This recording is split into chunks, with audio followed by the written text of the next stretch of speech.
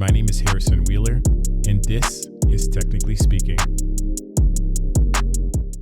Hey, everybody. My name is Harrison Wheeler, and welcome to another episode of Technically Speaking. On the other side, I have Timothy Bardlavens, who is a senior manager and who's been in the design game for quite some time. Welcome to the show. Thank you. Yeah. How you been? How's everything going? And did you make any New Year's resolutions? Are you a New Year's resolutions sort of person? Yeah, no, it's too much work. If I'm gonna commit to do something, I'm just gonna commit to doing it. So I'm gonna go wait till the new year to try to figure out when I'm gonna start. And I'm a crazy procrastinator anyway, so I might try to make a New Year's resolution, don't actually start till March.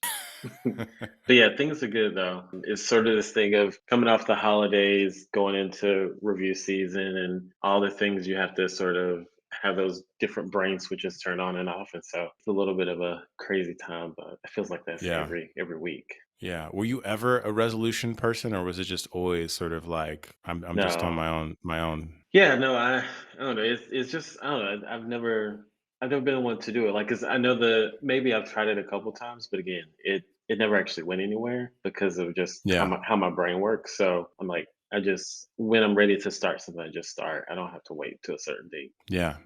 Well, we gotten a little bit of you being a manager. Maybe give folks a little bit more of description about yourself, who you are and what you do. Yeah, I'm a lot of things. Let's see. So I always start with I'm a black gay man from the South. I am all things chaotic good. I like setting things on fire, like watching it burn, and then we can rebuild it from the ground up. I care about, and I do that with systems, hell teams, whatever I need to do to make it work. So professionally, I'm product design manager at Meta. And I recently actually switched teams. So at first I was supporting the community within Facebook app, but I actually recently made an interesting transition. So now I am supporting a couple of teams within what we call central integrity. And so central integrity is basically an organization set up to figure out how do we identify and reduce harm on all of the platforms, Facebook, Mm. Instagram, WhatsApp, Messenger. How do we reduce harm? How do we reduce like bullying, misinformation? Elections are coming up soon for not only us but Brazil and the Philippines, and how we Mm. supporting those people. How do we reduce child harm? All that stuff. And so it's a interesting space because it's a lot of what I speak about externally, right? Like how do you Yeah. delegated power that we have in tech and in design, how do you reduce harm? How do you increase equitable outcomes? I'm now leading a team that has a direct hand on that for 3.5 billion people across the world, which is a crazy number to think about. Massive. But Yeah. it also just kind of shows how much of a huge responsibility it is. So yeah, so that I speak. My bio says I'm an international speaker, which is somewhat it's kind of true. And then It's kind of true. I'm kind yeah, of famous in other countries. I don't know if famous is the word, but I've done a couple things. But yeah, and outside of that is just, a lot of my work is centered on, how do we support Black and Latinx people getting into design and into tech especially. Yeah. And so it usually is where my work is centered. Yeah. So I want to, there's a lot there. We'll touch on Yeah. that a little bit later, but I want to maybe kind of move into some of the icebreakers. And one of the things that you mentioned is chaotic good. How would you define that? So many ways. So it's funny. Again, like I mentioned, it's review season. So one of the thank yous I got from a manager that reports to me, one of the senior managers that was reporting to me at the time, before I switched teams. He said, "Thank you for setting necessary fires." And Mm. I think for me that was like actually like I literally took that and I made it a header in my own self review of like necessary fires. And I listed out the things that I did and the impact of it. And it was important because for me because it's like that's legit what I do. Like I look at these Yeah. things and and then I'm like, okay, what do we need to do to push it? Like fix it, change it, whatever, right? And it's funny because I was just last week I was in South Carolina. I went back to my undergrad because they asked me to speak for this reception, this gallery reception, and I was reminiscing on someone who told me when I was in undergrad, which it sucked even more because it was actually a black man who said this to me. He was like, Mm. "You always say what other people don't think, or excuse me, you always say out loud what other people are thinking, and that's going to keep getting you in trouble. Like you won't make it far operating as you Oh, he do." said that to you. He said it to me, and I think my biggest career, like I get this from my mother. Mother's like, I'm gonna prove you wrong. Like she's 1% Scorpio. And for me, like I kind of get that from her. It's like, I'm gonna prove you wrong. So I'm like, I'm gonna be exactly who I am and I'm gonna make it far. And so that chaotic good comes from even knowing Mm, that I go into a room and I will speak out loud what someone is thinking, but I do it in a way that is constructive, moves the conversation forward, and really and truly mm, brings transparency to a space where there's so much passive aggression. Is like, now let's just speak in pure terms. Let's be mm. direct. And so, like for me, chaotic good is that it is the you again. It may feel like it's chaos. It may feel like it's crazy, but it's all for good, and always it's always leading us forward towards something, towards a better goal, a better way to operate, whatever the case may be. Yeah, I love how you bring in the constructive element, right? Right. Because there can be a trend to just kind of air your grievances, Hmm. and so how do you get that confidence in knowing that it's going to be constructive? Like, what are the things that you do when sort of shaking the room and shaking up things? I mean, it depends. Like I think that I've been so I don't know. Sometimes it's about like reading people and reading the room. And I think one of the best things I ever did, even though at the time I don't know, like I was like, what am I doing? But one of the best things I did was after I graduated from undergrad and I got fired from my first design job, I quit design completely. I went into Mm, retail. I became a store manager. And one of the things you have to be able to do when someone walks through the door is like understand what do they need? Do you have it? If you don't have it, do you have something close to it or can you get it quickly enough, right? And so like being able to go in and do that, and especially in clothing retail where you like someone walks through the door, you have to look at them, analyze their style yeah, and say, cool, let me show you a few things. Like, and I used to be a magician with that. At least that's the part of retail I used to love. And so I think that it's sort of like I learned how to read people and read the room. And sometimes I'm completely off, but I yeah, prefer to be completely off, but working towards a good than just sit there in the corner yeah. and do nothing. And mind you, I'm an extreme introvert, so it makes me nervous as hell to be like speak up and stuff many times. Like people don't You're know an extreme introvert. I am. And like people don't realize like sometimes when I'm speaking, I'll keep my arms down because I'm Yeah. sweating profusely. And so I'll be Uh, in meetings and I'll be like scared shitless. But like, you know what? I gotta say this. If I don't say it, I'm gonna regret not saying it or not speaking up. right. And so a lot of that either Mm, it comes from like me either being able to read the room or sometimes me just being like, you know what, I'm gonna regret it if I don't. And I've always yeah. been a believer of it scares the shit out of you, it's probably the right thing to do.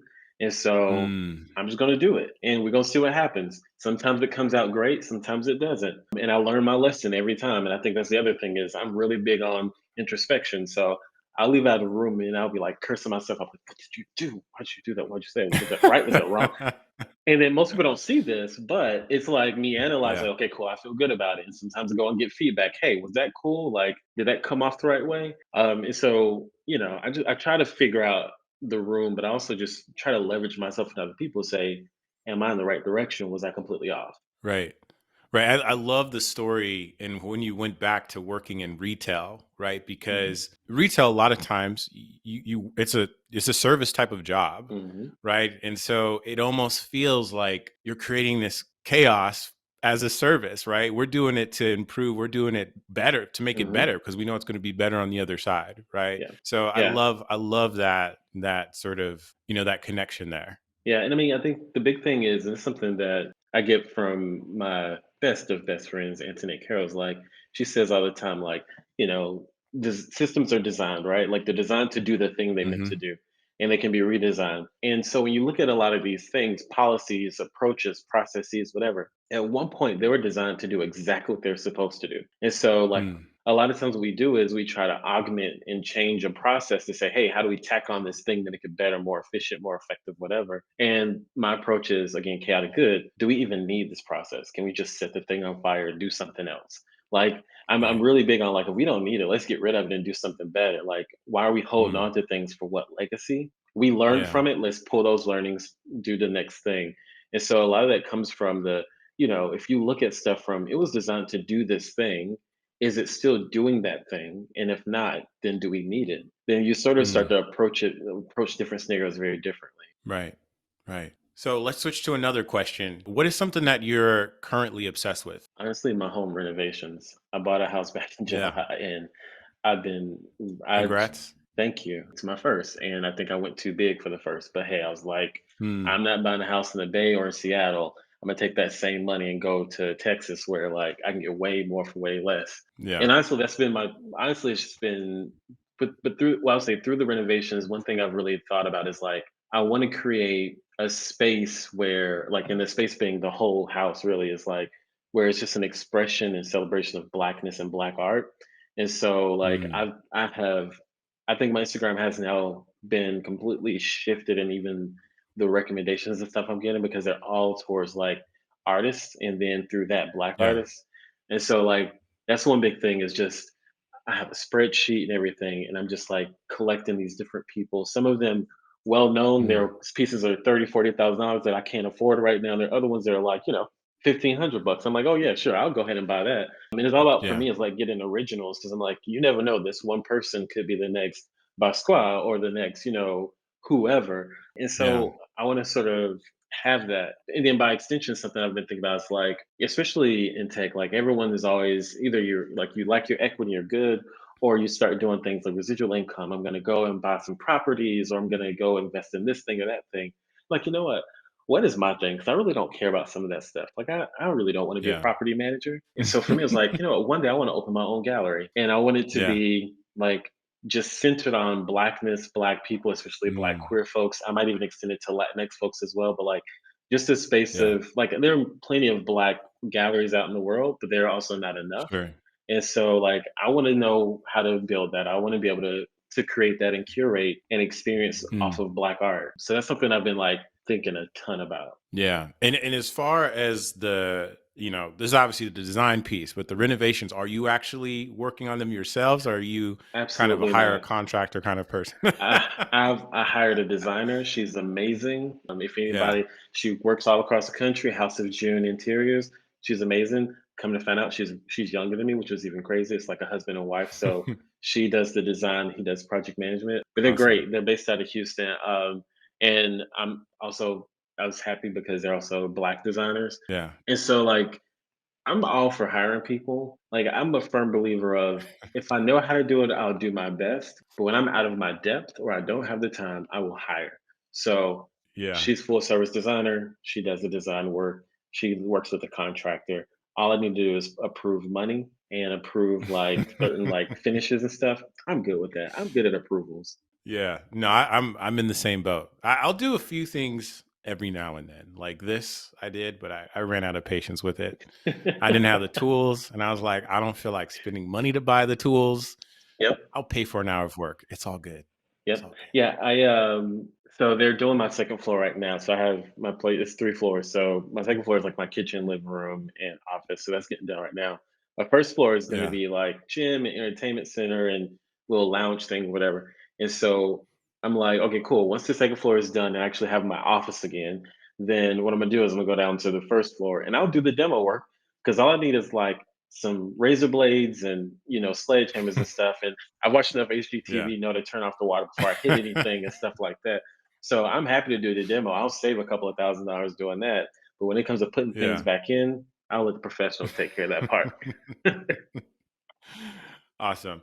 Awesome. Here's one moonshot. So you've talked about, your obsession with art, opening a gallery. You moved to Texas, you've got your own place. Like what's Tim's sort of where do you ultimately want to be? Do you want to stay in design? Like what does that look like? Honestly, on some level, I don't know, but I'm allowing myself to see. I assess myself in my career on like a 6 month rolling basis, right? Am I Yeah. happy? Am I growing? Am I moving in the right direction? So on and so forth. Part of me, especially as I'm stretching up higher and working on that big D promo that a lot of CMAs will always be staring at like, is it going to happen or not? Um, as I stare at that, like the other thing I really becoming like I realize more and more is like I really enjoy well, most people like you'll notice as you get higher in design, you're less of actual design work and more of like organizing Yeah. organizations, strategy, so on and so forth, right? And so you start to blend more into that PM role or that business side of things. And so I've seen some design leaders do this where they pivot from being design leader to product leader. And I hate writing though. That's the only no, that's not true. I enjoy writing. I just hate writing documents that are based on work. So I don't know Sure. how that works out. But a big thing is like, do I want to be a product leader? Because product leaders have quite honestly, so much more impact sometimes Like you have this product leader, you not only do you support the business side and like the thing that's getting developed, but you're also supporting the inch team. You're also creating direction for where Mm, the design actually goes, right? Like there's all these things, yeah. and so that opportunity and sort of that upward and outward trajectory becomes a shift a little bit. And so part of me questions, don't want to do that, but I Mm, don't know. We'll see. Like right now, I think I'm just focused on making sure I build it like a healthy team, making sure that the work that I'm doing, especially in this new team, is actually impactful and that we're driving things yeah. forward. And I'm really growing great people. And then beyond that, I don't know. We'll see. Yeah. Yeah. So thank you for that. And that'll take us out of our icebreakers. But this also leads into the next question that I had for you. I was like, this is like perfect. So you've been an art director, you've been in management, you founded multiple organizations, Yeah. nonprofit wise. What attracts you to leadership roles? And then is there a certain flavor that you prefer more? Like, was there one where you really felt good and confident about, right? Because you're mentioning kind of as you go into product, you're kind of like questioning if this is something I really want to keep moving down. Yeah. I think first, why leadership? It's funny because I've been a manager more times in my career or longer in my career than I have been an IC or individual contributor. And that's both in Mm, design as well as just generally almost any job. Like I've been in management yeah. roles far longer. And I think the thing that I enjoy about it most about people leadership is like I'm not a parent, but I would assume it's like almost like being a parent. You watch people grow. Sometimes you're frustrated as hell, but when you see those wins, boy, you get that glow inside. He's like, I'm like, damn, that was great.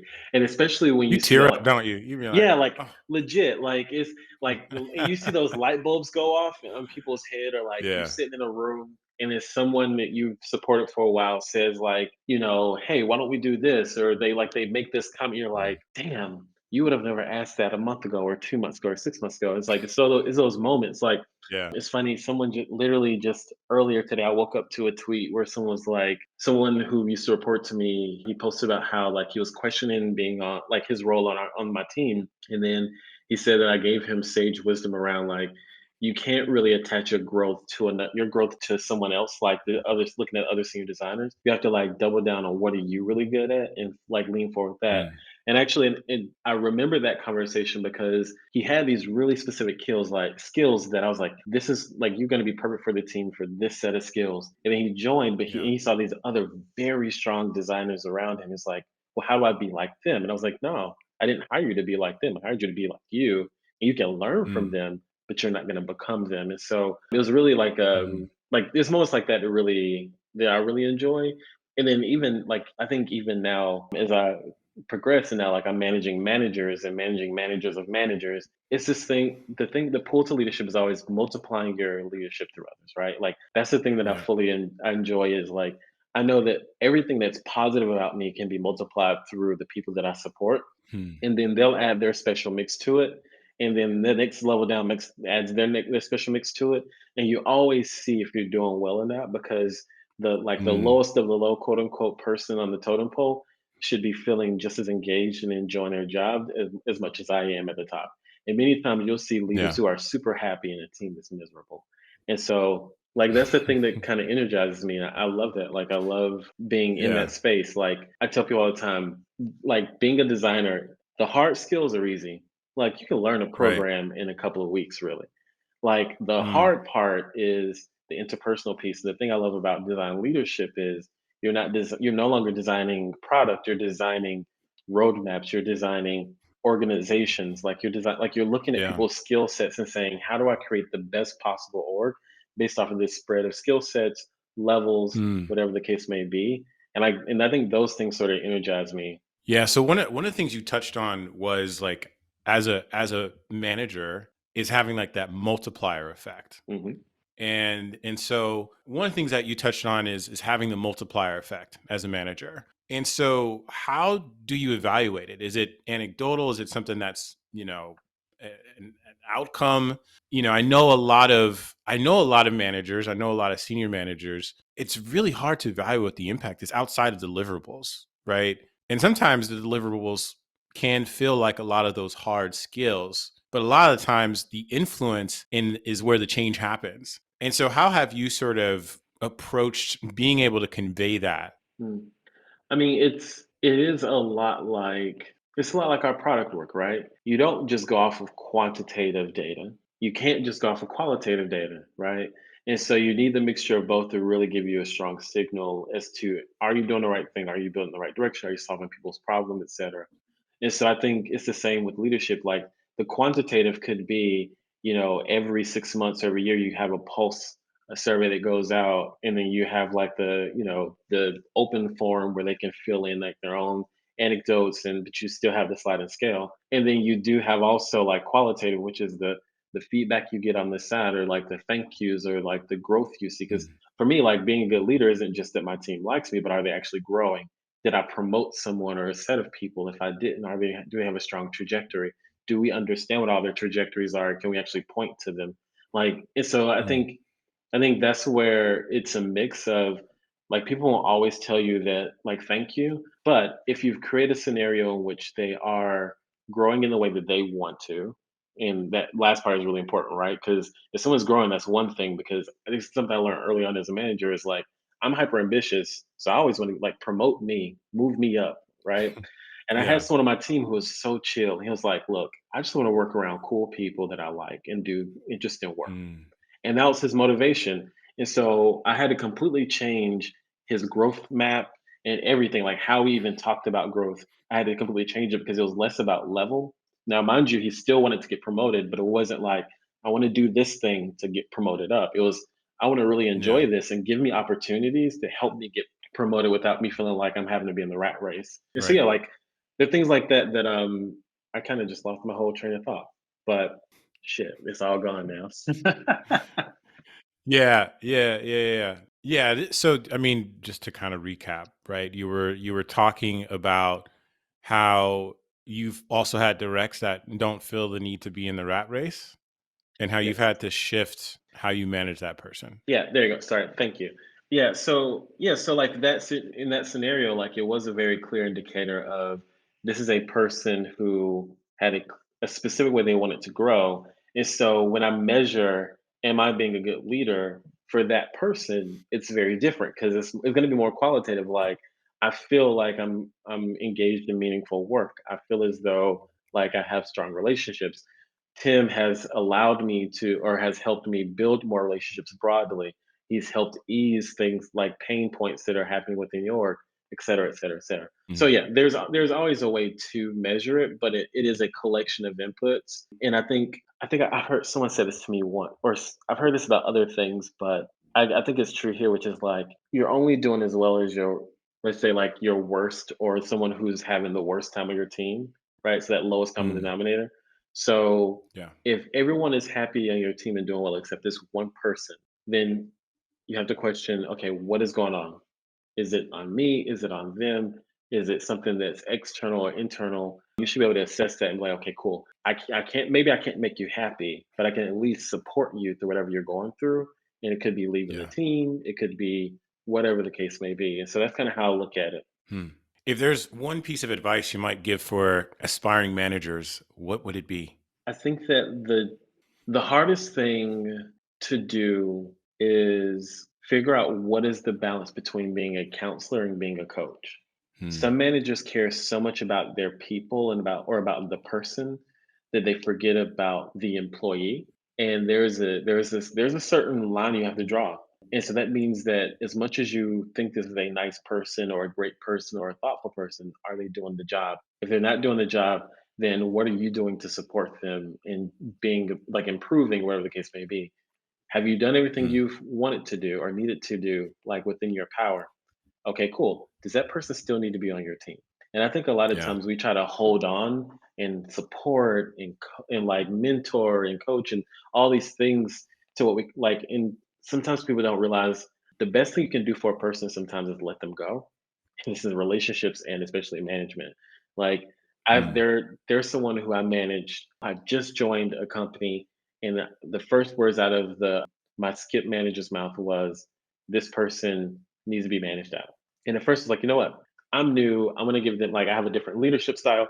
I'm gonna give them the benefit of the doubt and try to work with them. They were gone within a month, hmm, and it was because ultimately we were having a situation where they weren't growing. Their team wasn't getting what they were needed. This person had already had a track record of being coached. And so it's like, it's best to just get them out. That said, that same person now is doing extremely well in a different company, in a different scenario, because Yeah. whatever they needed, they could not get from that, like where we were. And so they went somewhere where they could. And now they've actually been promoted multiple times and they're actually on a really strong trajectory. And so I think that that's the biggest thing I can say is like, be willing to let people go because it's better Yeah. for you, for the team, and for that person. Yeah. Thank you so much for that. Let's shift gears. So integrity, right? Yes. What is that, and how does it manifest itself? Obviously, we talk a lot about product, but how does that manifest itself even in an organization? Yeah, that's a really great question with 15 million different answers probably. Um, I'll say this from a I'll start with product and then I'll go to organizationally. Within the product, sometimes it manifests itself in ways in which you don't see. It's the comment that was already deleted before you got there, so you don't see it. It's the Mm, post that was flagged, and so you don't see the content of it unless you want to click on view sensitive content or whatever, right? Like it's those are those like smaller things where it's like you didn't even know what was happening because it was happening in background. The thing that was automatically deleted, taking it off, whatever the case may be. There are other ways in which it shows up where it's like, for example, your account status. Some people they may post something and it may be a colloquialism or a joke, whatever the case may be, but let's say it gets flagged. Let's say, you know, now you're on timeout for a little bit. And so now you have to figure out, okay, well, why am I on timeout? What did I do? How do I like get out of this, whatever the case may be? And so it's what is the experience like after that or through that process to understand how do you recover your account or whatever it is, right? And so there are different ways in which it manifests, but ultimately it is both what we're trying to do more is the visible side because I think that the team is like at least a decade old, if I'm not mistaken. And well, that org at least. And a lot of what they've tried to do is in the back end. So machine learning type things. Let's let the machine learn what this signal is and then automatically get rid of it. And that's worked to the point where like some prevalence things are, point like a piece of a point of a percentage, right? Like not something massive, but mm, still equates to millions of people because it's billions of people using the platform. But then there are other areas where it's like, hey, we should just be more visible and showing people this is the action we're taking or what they have to do to get through it. Because then like people start to learn that they're being supported. It's a very vague hand waving, but it becomes really complex. So it's like only so many ways I can explain it. Organizationally, I'd say like people don't most people unless you worked at Meta, you wouldn't know that there is an integrity team for every single app in almost every single specific team, give or take. And then there's a centralized integrity team that works with those different teams. And so there are people who are consistently looking at reduction of harm, misinformation, endangerment, things like that on a daily basis across all these different teams. But then there's also things where we just have a really transparent and open communication style. And so if something's going on, you can say it out loud. Like mm, you can push on it and say like, hey, this is a problem. There's actually, how do I say this? There was actually a situation that was brought to my attention, and I elevated it up. It went all the way up to the VP, and we ended up having to shut down like this whole section of like portion of how we do certain businesses. It's going to be very vague, but it was pretty public a few months back around like, oh, like Facebook had to shut down, blah blah blah, and a good part of it was because the machine had looked at this person and said, oh, this person is blank, or like, hey, this is problematic, we need to fix this. mm. And the reaction was almost immediately. As soon as I posted in this one place, like all of a sudden I have these two VPs pinging me. There's someone else. There's an email thread, and then within a couple of days, like Mm, there's a statement publicly, but there's also the internal stuff. Like, and so it happens really quickly. And I don't think people really know. People will never know that unless they actually work at the company. But I would say that yeah. ultimately, long story short, how it operates is off of transparency and like openness is like, hey, there's something going on, there's a problem, speak up about it, bring it to somebody's attention. There is no like, oh, ignore this, it's not a big deal. It's like, no, if this is problematic, there's always somebody there who's going to be listening, who's like, okay, cool, how do we go and fix this? How do we go and push on this? And that's something actually I really appreciate that I wasn't expecting when I joined the company. Yeah. Yeah. So I've got a few thoughts on that because we're gonna Hmm. we're gonna transition again. So I think case study after case study, you will read that in a lot of organizations, when people don't feel empowered to speak Mhm. up, it can lead to sometimes very disastrous outcomes. Mhm. And one of the things that you really kind of talk about quite a bit is building equitable organizations, Mhm. right? And so maybe kind of take us through how you envision that and what does that mean in 2022? It's a big question. So I would say first and foremost, it is an ever-changing, ever-moving thing. I've seen and I've had friends who lead what they like we would call like equitable organizations where you decenter power, where you like really center the person, where you like make sure that people have equal voice, so on and so forth. And I've seen how their employees have used that against them like as a weapon. Like Mm, oh, like for example, you're holding someone accountable for doing their job, and the response back is, "Oh, you're saying this because I'm blank," or "I don't feel safe right now," or if you did this, or if you decentered your power this kind of way, so on and so forth, right? So I think it's really tough because to create an equitable organization is also to figure out how do you make one that's safe not only for the individuals but for the leaders because we have to ultimately hold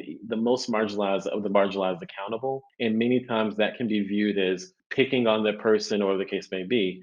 But just because you're most marginalized does not take away from the fact of you having mediocre results, right? Like it's not a push or a pull. Like it can both can exist. You can both be mediocre and a black man. You're just a mm, mediocre black man just as much as you could be a mediocre white man or whatever the case may be.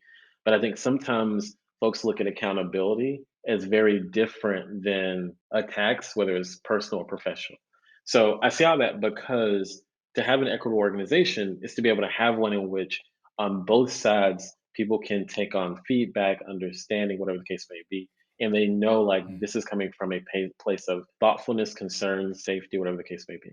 And then there's of course like there's you can talk about pay equity, you can talk about a bunch of different things, but ultimately there's a question of how are you looking at individuals is saying, okay, as an individual, how can we help that person be most successful? I don't know if people have ever done insights training, but it's like you can be red, blue, yellow, or green. Each of those mean different things. And in most Yeah. organizations, you'll find that a vast majority of the leaders lead with red, which is like be brief and be gone. And it's funny because then if you say, okay, well, how do I become a leader if I lead with, let's say, blue, which is give me the details? How do I become a VP if all of the other VPs are be brief and be gone? Like you have no way Mm, of fitting into that. And most of the time, yeah. the expectations you receive are based on you be more like them as opposed to let's make you a best version of you. And so an equitable organization says from the beginning, we want to make you the best version of you. And then we will also use that to like understand how do we make that work within the broader ecosystem so that we have those diverse voices, quote unquote, so that we have those perspectives, so we have those different work styles, which ultimately help other folks see representations of them and be able to grow effectively towards that as well. And that's just like one little piece. Like we can Yeah. dig into the whole like life cycle for an employee, right? From the recruiting to the onboarding to the promotion to the development to even the offboarding. So I'm ready to leave this company. How am I treated? And so Mm, all those things are like an ecosystem, and each of those pieces have their own sets of criteria and needs.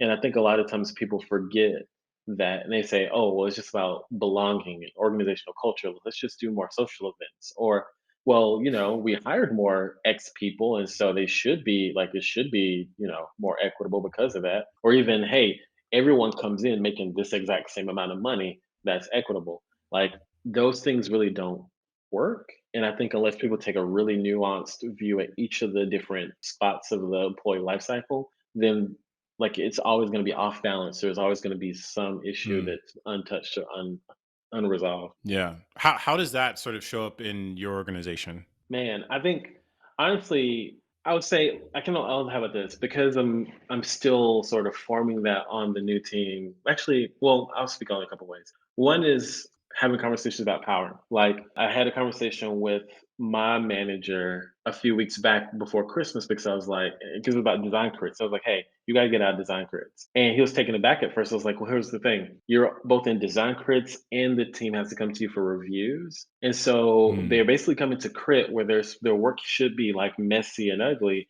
And they feel like they have to be buttoned up because the same person who has to sort of like approve this or whatever the case may be is the same person who's in the room giving feedback. And so, how do we remove some of the like basically take that power out imbalance out of the context to help the team feel better about bringing early work often? So, like things they're just mm, thinking about, things they're just fathoming, right? And so, like sometimes like conversations like that, where it's like, hey, let's just remove some of the power play that we have here, or let's identify it and then remove some of these things. Other times, it's like I tell people all the time, I'm a bulldozer in the sense that I clear your pathway and I get out of your way. Like so, as a leader, as a manager especially, I let my team, like, lead and own their spaces, lead and own conversations. I don't need to go and talk to a VP, you go talk to them because it's your work. And I'm like, "Look, at the end of the day, I'm gonna look good on it. I don't need to be a micromanager. I don't need to be in every meeting because ultimately, as long as you're doing great work and I'm coaching you on doing great work, then I'm gonna get the benefit of it. So, I'm right. not gonna lean in and do all this extra stuff unless you need It's me like to." that lowest common denominator you spoke of, right? Right, exactly. And Yeah. so when I think about my team, like I'm constantly removing myself out of the way where I need to, but I'm also, again, chaotic good, setting shit on fire when I need to. Like, and so I lean on the team to let me know what is the team that you need from me today, and then how can I show up like that. And for them, that's Mm, very different ways, but ultimately, hopefully, the equitable outcome is everyone feels good about their growth, about their work, about their trajectory, about their work life balance, whatever that means for them, like all those things. mm. And so that they feel like they can move forward in a way that's meaningful for themselves. Amazing. Well, thank you so much for that. One thing that you shared with the world is that you were able to hire an all black team. Yes, I did. What was that like, and how was this something that you sort of told your leadership team that was the goal? Maybe Mhm. kind of take us through that. Yeah, and I will say it was short lived, not because they don't exist, but because I shifted teams right after like the last person said yes, I'll join. I shifted teams, so but they're still there. Yeah, so it was a couple things. One is I made a few commitments to myself. One was around like how to say this lightly. Actually, no, I'm just saying there's so many teams that are all white, or especially in tech, there are folks of all Asian descent, and no one blinks an eye at that. No, so, like, unless you're of the marginalized, like, hey, because I know there have been like all hands where people are like, hey, how do you feel about the fact that these are all white men who are on this leadership team and things like that? And so, like, you know what? I'm gonna do it, and I'm gonna prioritize Black folks, and I'm gonna do it in a way that works with the system because there's folks who can say, oh, well, does that mean you ignored other candidates? Nope, I surely Mm, didn't. I interviewed a whole bunch of different types of candidates, but what I did was I proactively sourced Black candidates as well. I worked with our diversity recruiting to source Black and Brown candidates. Created a goal for myself that of all the open leadership management roles, specifically for product design managers, I was looking because they sort of bucketed them all together. So like within a certain group of people, like I want to hire 25% of those to be Black women. And so at the time when I mm, set that goal, we had, I think, 12 or so open product design manager roles open. And so we went and looked for as many as we could. Were able to land, that 25%, which was great. I worked closely with Joy Roberts, who's an amazing design leader here, and I worked with her as Zillow as well. When she joined, she was the first Black woman product design manager ever hired at Meta. mm. Now she is it's still a small number, she's one of 6, or no, it's not true. Wow. So, I think she's yeah, I think she's one of 6 now. And so, and actually there's Meredith who I, hired, there's Amanda who I hired, Precious who I helped hire, Lydia, Jamila. Yeah, 6.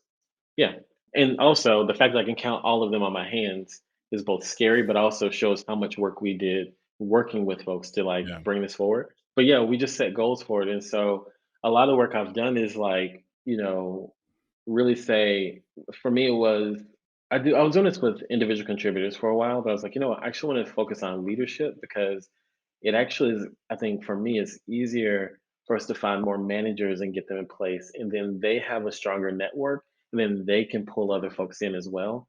And so for me, it's Right. like, how can I do this from a top down perspective as opposed to always doing bottoms up? Because I ain't gonna lie, Yeah. one of the scary things about bottoms up is even though if I help a black or brown person join the company, I don't have control of where they go. And so if they have a terrible experience, that's on me, right? Yeah. Like that's something I messed up. And so I want to make sure that I also have control, quote unquote, on the experience to say, I gotta make sure you have the best possibility of really being able to stand up and stand out. And then from there, I Right. can help other folks come in and you create these more safe structures. Awesome. Thank you for taking us through that. I love the thought behind that, right? Because it's also making sure that folks are being retained and can have success. And I love the piece around specifically around kind of, top down. It is that network effect, right? So Mhm. you're almost increasing the reach long term. Right. But there's still a lot of work to do if you can only, So much you know, work. count on two hands. And you're at one of the biggest organizations in tech. So, let's make sure that we keep that in context as well. Mhm. So look, we're gonna kind of start to close out the episode. What are some things that you do outside of work that plays a big influence in your life? I mean, honestly, I tell people I'm one of those people where my job is my hobby. I don't like the Yeah. whole thought of I don't like the thought of like going and doing a thing just to make money to do the thing I really want to do. Like nah, work like so like design the work I do around Yeah. Black and Latinx communities, like all this stuff Mm, permeates through everything I do. And so like I said, like for sure. founding companies, mentorship, the work I do internally, speaking, like all that is centered around those same topics. And that's Yep. kind of like that's what energizes me. That's what I enjoy. And so if I'm not doing any of those things, I am lazy. I'm sitting on my couch, I'm watching TV or playing video Yeah. games. I just got a puppy, so I'm like dealing with him plus my other dog and like making sure they don't kill each other. And that's my life. So either I'm like Yeah. very public or again, the introvert comes in and I'm just like Yeah. in my own little hovel and don't mess with me. Yeah. Yeah. The true embodiment of your mission, right? I'm gonna read it. I'm gonna read it here. I have it written down. The provision of access is the first step in diversifying the homogeneous system that is designed, leading to equitable outcomes. And so that's sort of a lot of like what you kind of discussed and talked about. I know we Yeah, didn't get into the nonprofit, but I know folks can check that out on your website. And then I think one more question. So yeah, you've talked about being an introvert, yeah. but if anybody who's listening follows, Timothy on LinkedIn or Twitter, you're very outspoken. Like I wish I had half the wit to be able to no a tenth of it at least. Um, what kind of advice would you give to somebody that's looking to find their voice? Again, like it goes back to if it scares the shit out of you, it's probably the right thing to do. And everybody's voice is different. Like if I think about between me and Mm, internet, right? Internet is very much more like being recorded. She'll create a video, has amazing talks, things like that. Whereas more and more, like I'm naturally a writer. Like that's where like even before mm, design, I wanted to be a writer. And so a lot of the work that I've been doing now is like leaning more into that skill because I find more yeah. joy in it. And so LinkedIn and Twitter and stuff like I'm just writing. Like I'm writing my thoughts out and it gives me space and time to do Mm, it. Any articles I've written, it's the same thing. So like I've actually gotten to the point now, even when I do talks, I no longer do presentations for talks. I'll write it and then I'll sort of like read it from memory or I'll just kind of wing it because yeah. that's just where I'm most comfortable is if I've written it, then it's locked into my brain, then I can express it. So like the advice Right. is like figure out what works for you. So it might be that, writing is the way to sort of share your voice or speaking out or recorded videos or podcasts or songs or whatever the case may be, like art. Mm, So I think that a lot of times people look at folks like me and say, oh, finding my voice means I have to be in front of people talking or doing like things like this, podcasts and such, as opposed to your voice is whatever you choose it to be. And then it's up to you to mm, figure out a way to articulate it and feel comfortable about it. And also, a lot of people they stop themselves. They're like, "Oh, well, what if people don't like it? Or what if people say certain things? So what? The worst thing a person can say is, 'I hate this,' right? And if that's the worst yeah. thing they can say is, 'I hate this,' or 'I don't like it,' or 'this is not cool,' whatever. Like it's like no. The worst thing usually people can say is no. So then what's the Mm, harm? And so I think a lot of people they become their own roadblocks as opposed to saying, you know what, I'm just gonna make a decision to do this one thing, and then I'm just like gonna make a decision to do the next one, and the next one is just a series of decisions I'm making to just do it. Yeah. Yeah. So on the writing, the tweets, the presentations, how might people find out more about you? How might they be able to connect with you? I mean, it's funny, but it's also true. I am very easily Googleable. Like just from my last name alone, it's so easy to Google me. So like it's easy to connect with me just by like my He's famous in the world and on Google. I hate you. No, it's just because like I like my Instagram, my Twitter, my Yeah. LinkedIn, my website directly through email. All of those things are super easy to find. Like my email is my first name Timothy at my last name Bardlavens.com. You know, Twitter and Instagram are both I think underscore I design. They've been that since I was in high school or something. I don't know. I don't know how long it's been, but yeah, I think I mean those are the easiest ways. And yeah, I'm around. I'm here. I'm not a He terrible just person he just usually. said he just said Google him basically, y'all, and I put him through all of that torture only to tell all the listeners that all of his links will be available in the show notes. Oh Yeah. man, are there any big sort of like events kind of coming up that you're thinking about doing this year that we should look out for? Honestly, not that I can think of. It is mainly because I haven't even been looking. I've gotten Yeah, okay. This is gonna sound even worse, but I've gotten to a point now. Like, if people reach out to me, then sure. But I haven't really been proactively looking for past couple of years. Don't look. It's yeah. Don't judge me. he's not looking, but he was at Adobe Max. He was doing talks at Berkeley. You know what I mean? Like, I you're respect so me. modest.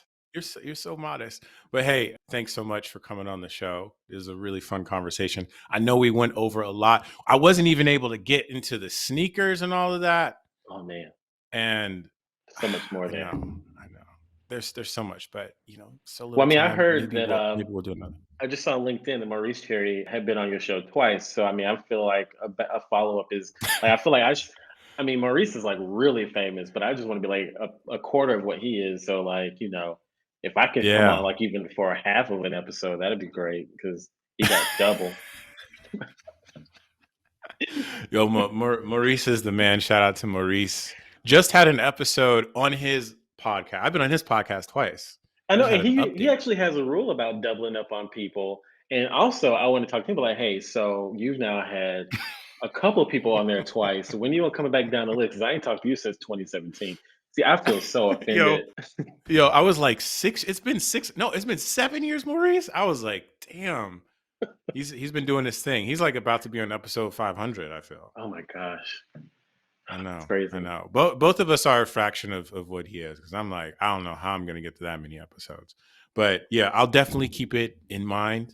But thanks so much. And that's it for the show. Cool. That was fun.